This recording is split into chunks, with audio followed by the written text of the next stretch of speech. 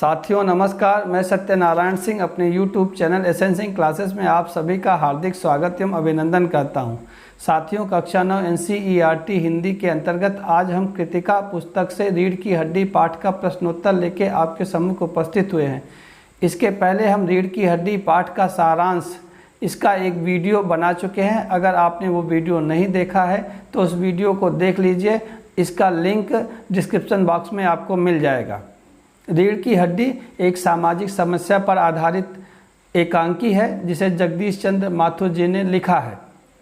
इसका उद्देश्य है समाज की विडंबनाओं को दिखाना और समाज में औरतों की दशा को सुधारना और उनके अधिकारों के प्रति जागरूक कराना है। लड़कियों के विवाह में आने वाली समस्या को समाज के सामने लाना, स्त्री शिक्षा के प्रति दोहरी मानसिकता रखने वालों को बेनकाब करना, स्त्री को भी अपने विचार व्यक्त करने की आज़ादी देना, विवाह में बेटियों की इच्छा का सम्मान करना और माता पिता की जो स्थिति है, जो उनकी परेशानी है, उसको व्यक्त करना इस एकांकी का मुख्य उद्देश्य है। आइए हम शुरू करते हैं इस एकांकी से प्रश्नोत्तर। पहला प्रश्न है, राम स्वरूप और गोपाल प्रसाद बात बात पर एक हमारा ज़माना था कहकर अपने समय की तुलना वर्तमान समय से करते हैं। इस प्रकार की तुलना करना कहाँ तक तर्कसंगत है? ऐसा अक्सर देखा गया है कि जो बुजुर्ग लोग होते हैं, जिनकी उम्र ज़्यादा होती है, वो अपने समय के खूबियों को याद करते हैं और वर्तमान समय को कोसते रहते हैं। उनको अपने समय की बातें करना अच्छा लगता है और वर्तमान समय से तुलना करके अपने समय को अच्छा बनाना उन्हें बहुत अच्छा लगता है। लेकिन इस तरह की तुलना ठीक नहीं है। हर समय में जीवन जीने के अपने तरीके होते हैं। हर समय की परिस्थितियां अलग होती हैं, सुख सुविधाएं अलग होती हैं। आज के 25 साल पहले जो व्यवस्था थी समाज में, आज वो नहीं है। समाज में परिवर्तन आ चुका है। क्यों परिवर्तन आ चुका है कि तकनीकी बदल जाती है और समाज का जो सिस्टम है वो बदल जाता है। पहले जो चीज़ें थी आज वो गायब हो गई हैं। अभी जो चीज़ें हैं आज के 10 साल बाद गायब हो जाएंगी। तो हर समय का अपना एक महत्व होता है, अपना एक परिवेश होता है, अपना एक माहौल होता है। दो अलग अलग समयों की तुलना करना कभी भी सही नहीं होता, क्योंकि हर समय में जीवन जीने के तरीके, उस समय की परिस्थिति, उस समय की सुविधा और उस समय जो माहौल होता है उस पर निर्भर करता है। तो कदापि ये बिल्कुल भी सही नहीं है कि अलग अलग समय की तुलना की जाए, जैसा राम स्वरूप और गोपाल प्रसाद करते हैं। आइए देखते हैं दूसरा प्रश्न। राम स्वरूप का अपनी बेटी को उच्च शिक्षा दिलवाना और विवाह के लिए छिपाना, यह विरोधाभास उनकी किस व्यवस्था को उजागर करता है? राम स्वरूप अपनी बेटी को उच्च शिक्षा दिलवाते हैं, ये तारीफ के काबिल है। अपनी बेटियों को सक्षम बनाना, अपनी पुत्रियों को समाज में उनका हक दिलाना, ये बहुत अच्छा है। साथ ही ये एक बुरा कर्म भी करते हैं, एक पाप भी करते हैं, अपनी बेटी की योग्यता को छिपाना और एक ऐसे घर में रिश्ता तय करने का प्रयास करना जहाँ पे उसकी योग्यता की कोई भी परख ना हो, योग्यता का कोई सम्मान ना हो। क्योंकि गोपाल प्रसाद वो ऐसी लड़की चाहते हैं जो पढ़ी लिखी ना हो, जो सुंदर हो, पढ़ी लिखी ना हो, ज़्यादा पढ़ी लिखी ना हो, ताकि उनके इशारों पे वो नाच सके। राम स्वरूप की गलती यही है कि अपनी बेटी का रिश्ता एक ऐसे घर में करने की कोशिश करते हैं जहाँ पे शिक्षा का सम्मान नहीं है, जहाँ पे लड़कियों का सम्मान नहीं है। लड़कियों को एक वस्तु की तरह तौला जाता है, उन्हें जांचा परखा जाता है, उनकी इच्छा का सम्मान नहीं किया जाता। साथ ही वो विवाह को बिजनेस मानते हैं। तो एक ऐसे समय में एक मजबूरी भी कही जा सकती है राम स्वरूप की, क्योंकि समाज ही ऐसा है कि कोई भी पिता अपनी बिटिया का, अपनी लड़की का विवाह अच्छे वर्ष के साथ करना चाहता है। ऐसे में वो जो वर पक्ष है उसकी उल्टी सीधी मांगे मानने के लिए भी तैयार हो जाता है। वो सोचता है कि उसकी बिटिया की शादी हो जाए और बाद में चीज़ें अपने आप सही हो जाएंगी।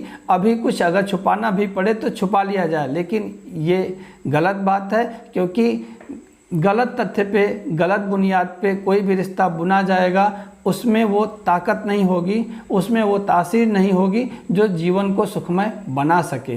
तो ये रामस्वरूप की व्यवस्था है कि समाज में जो प्रथा चल रही है, जो समाज की परंपरा है, कहीं ना कहीं वो उसको मानने के लिए अपने आप को, अपने मन को तैयार करते हैं। ये उचित नहीं है। पढ़ते हैं अगला प्रश्न। अपनी बेटी का रिश्ता तय करने के लिए रामस्वरूप उमा से जिस प्रकार की व्यवहार की अपेक्षा कर रहे हैं वह उचित क्यों नहीं है?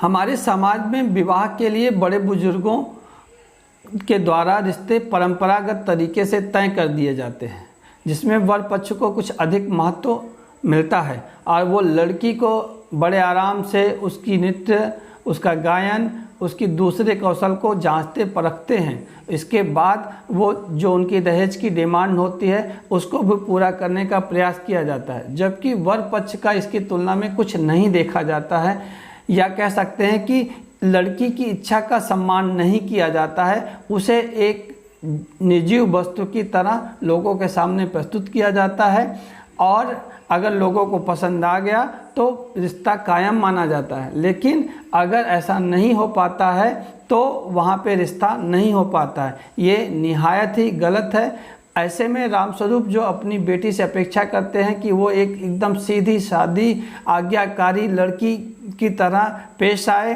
वो लोगों की बातों का उतना ही जवाब दे जितना वो सुनना चाहते हैं और अधिक ना बोले, जिससे जो कहा जाए उतना ही करे वो, ये चीज़ें बिल्कुल भी सही नहीं है। महिलाओं के अधिकारों का हनन ये है और इस तरह की चीज़ें किसी लड़की की इच्छा के विपरीत है और ये बिल्कुल भी नहीं होनी चाहिए। आगे क्वेश्चन नंबर 4, प्रश्न नंबर 4 है, गोपाल प्रसाद विवाह को बिजनेस मानते हैं और रामस्वरूप अपनी बेटी की उच्च शिक्षा छिपाते हैं। क्या आप मानते हैं कि दोनों ही समान रूप से अपराधी हैं? अपने विचार लिखें।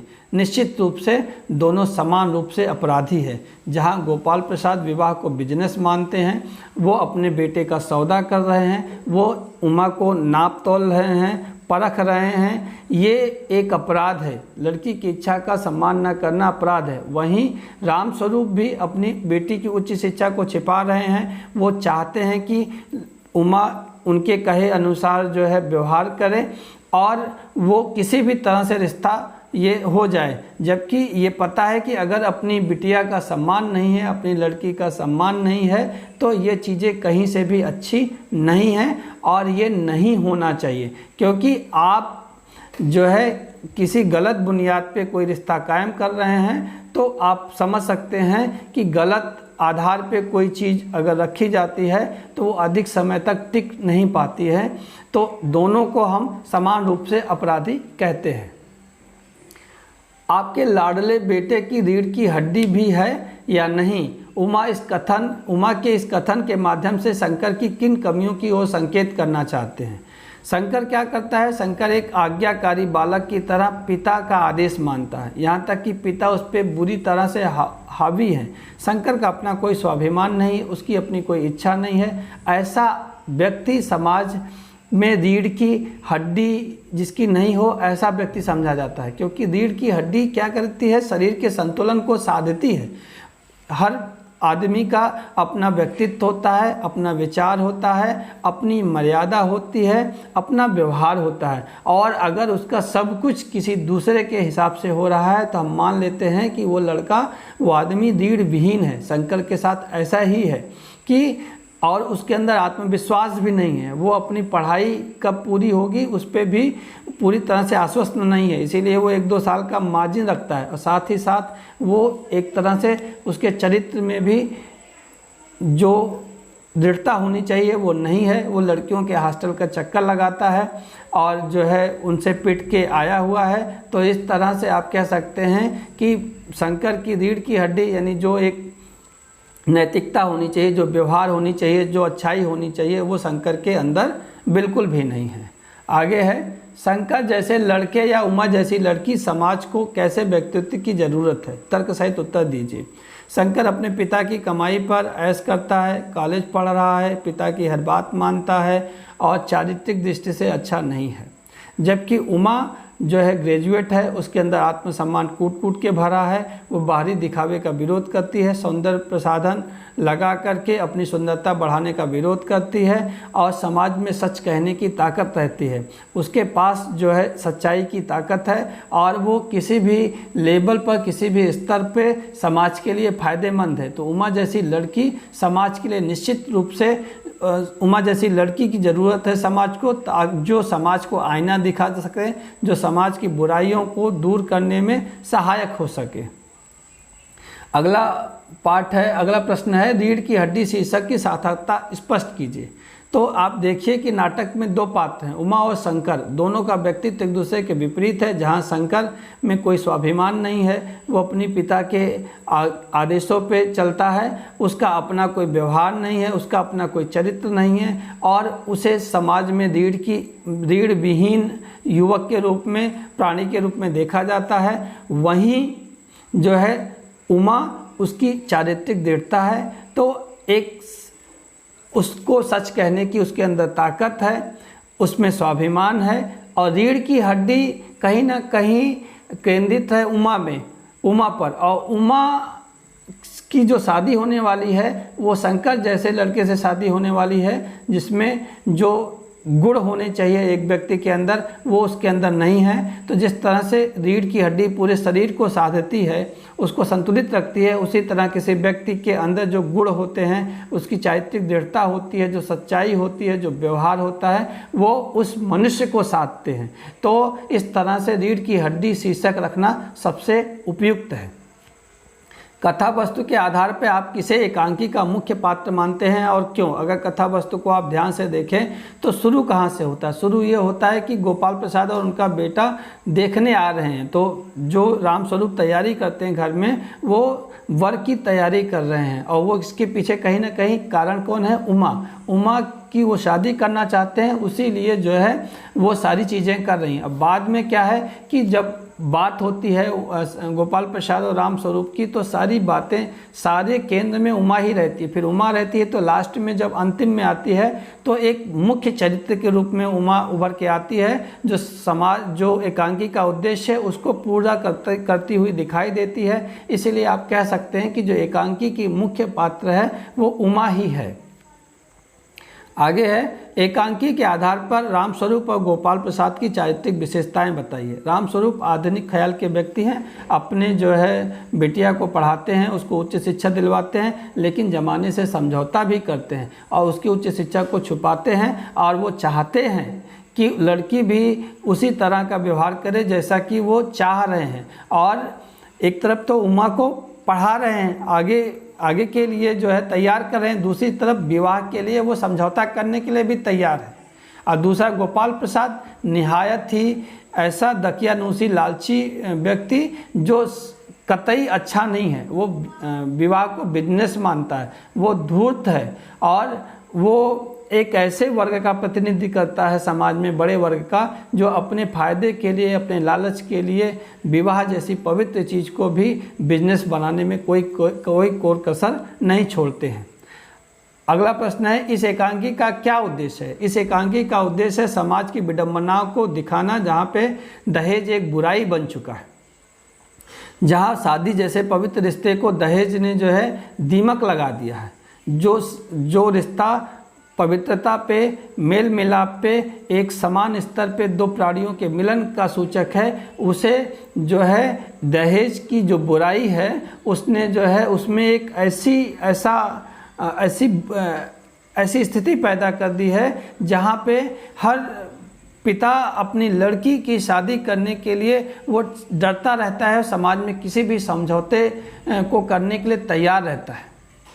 और तो इसका उद्देश्य एक ये भी है कि जो औरतें हैं वो जागरूक हो रही हैं, जो लड़कियां हैं वो जागरूक हो रही हैं, वो अपने हक के लिए आवाज़ उठा रही हैं समाज में। तो औरतों को जागरूक करना और समाज में उनके हक के लिए आवाज़ उठाना, ये इसका एक उद्देश्य है। उनकी दशा सुधारना एक उद्देश्य है। और साथ ही साथ समाज में जो लड़कियों को विवाह के लिए जो समस्या आती है, माँ बाप के, माता पिता के को, उसका भी वर्णन इस एकांकी में किया गया है और उसके बारे में भी समाज को जागरूक करने का प्रयास किया गया है। आगे है, समाज में महिलाओं को उचित गरिमा दिलाने के लिए आप कौन कौन से प्रयास कर सकते हैं। तो आप कह सकते हैं कि समाज में महिलाओं को अगर गरिमा दिलानी है तो सबसे पहले जो है उनका कद बड़ा कर दीजिए। कद कैसे बड़ा करेंगे? उन्हें शिक्षा के लिए प्रोत्साहित कीजिए, नौकरियों में आरक्षण कीजिए, उनको रिजर्वेशन दीजिए, चुनाव में आप उनको रिजर्वेशन दीजिए, हर तरह से आप 50% जो भी सीट है वो महिलाओं के लिए आरक्षित कर दीजिए। महिलाओं के प्रति दृष्टिकोण बदलने की कोशिश कीजिए। ये शिक्षा व्यवस्था से संभव है कि ऐसी शिक्षा व्यवस्था हो जिसमें महिलाओं का सम्मान करना सिखाया जाए, उनको महत्व देना सिखाया जाए, उनमें ऐसा सदाचार बचपन से ही भरा जाए बच्चों में कि वो अपनी घर की महिला हो या बाहर की महिला हो, उनको उनके प्रति आदर का भाव रखें, सम्मान का भाव रखें। और साथ ही साथ जो है जो जायदाद होती है पिता की और या पति के ससुर की, उसमें जो है महिला का भी बराबर हिस्सा होना चाहिए। जिस तरह से पति का हिस्सा होता है उसी तरह से पत्नी का भी हिस्सा ससुर की जायदाद में होना चाहिए। और जिस तरह से बेटे का हिस्सा होता है हर चीज़ में, एक परंपरा में वो सब कुछ छोड़ के चली जाती है तो उसका भी अधिकार होना चाहिए, बेटे की जितना ही अधिकार बेटी को भी मिलना चाहिए। तो अगर ये सारी चीज़ें कर सकते हैं तो समाज में महिलाओं को उचित स्थान निश्चित रूप से मिलेगा। तो ये एकांकी का प्रश्नोत्तर था। अगर आपको अच्छा लगा हो तो लाइक कीजिएगा, शेयर कीजिएगा, और अगर अभी तक चैनल सब्सक्राइब नहीं किया है तो कर लीजिए ताकि इस तरह के वीडियोज़ आपको मिलते रहें। नमस्कार।